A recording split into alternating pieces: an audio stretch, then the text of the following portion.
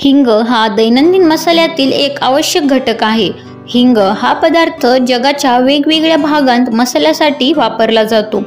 Apiaceae कुलातील Ferula प्रजातीतील काही वनस्पतींच्या मूलक शेवडांपासून किंवा सोटमुळांपासून जो चीक मिळतो तो वाळविला की त्याला हिंग म्हटले जाते। शेपू, कोथिंबीर, गाजर या वनस्पतीही एपिएसी कुलातील आहेत। फेरुला प्रजातीत सुमारे 170 जाती आहेत।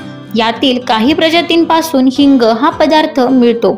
उदाहरणार्थ फेरुला फेटिडा, फेरुला ॲसाफेटिडा, फेरुला नॉर्थेक्स इत्यादी। या नोंदींमध्ये फेरुला फेटिडा या जातीच्या वनस्पतीचे वर्णन पुढे दिले आहे। ही वनस्पती मूळची इराण व अफगाणिस्तान येथील आहे। फेरुला फेटिडा ही वनस्पती 1.5 ते 2 मीटर उंच वाढते। पाने संयुक्त विभागलेली एकाडेक असतात। ती मोठी सुमारे 45 सेंटीमीटर लांब असून खोडाच्या तळाकडील भागास वेढून टाकतात।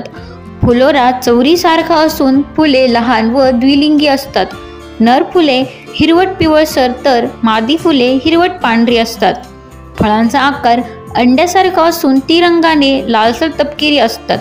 फळात दुधी रस असतो। परागण कीटकांमार्फत होते।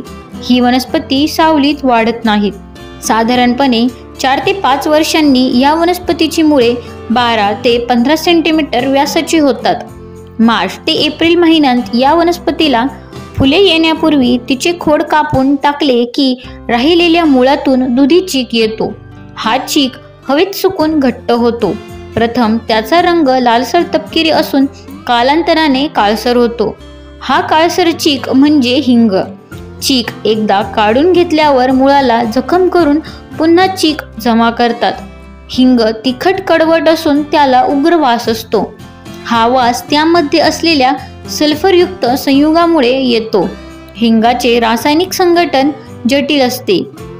त्यात रेझिन 40%, डिंक 25 ते 30%, बाष्पशील तेल 10%, राख 1.5 ते 10% असते।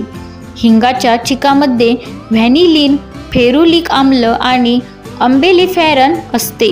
बाष्पशील तेलामध्ये गंधकयुक्त पदार्थ असतात। बाजारात विकल्या जाणाऱ्या हिंगामध्ये शुद्ध हिंग, गव्हाचे पीठ, तांदळाचे पीठ व डिंक यांचे मिश्रण करून विकतात।